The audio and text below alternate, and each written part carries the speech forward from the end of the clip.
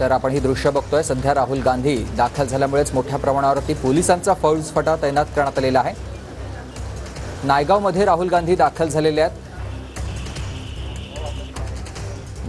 माजी खासदार वसंत चव्हाण, स्वर्गवासी वसंत चव्हाण यांच्या निवासस्थानी त्यांच्या कुटुंबियांची सांत्वनपर भेट घेण्यासाठी राहुल गांधी आता नायगावमध्ये दाखल झालेले आहेत। राहुल गांधींचा आजचा हा महाराष्ट्र दौरा आयोजित करण्यात आलेला आहे।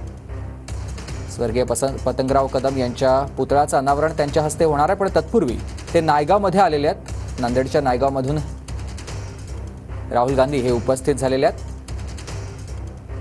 खासदार स्वर्गवासी वसंत चव्हाण यांच्या कुटुंबियांची सांत्वनपर भेट घेण्यासाठी राहुल गांधी आलेले आहेत।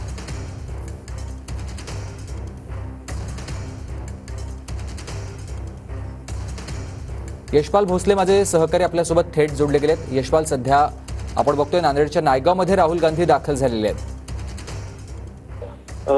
नक्कीच आज राहुल गांधी हे नांदेड दौऱ्यावर आहेत। त्यांच्यासोबत मल्लिकार्जुन खरगे, रमेश चन्नीकला, नाना पटोले, विजय वडेट्टीवार हे सोबत आहेत।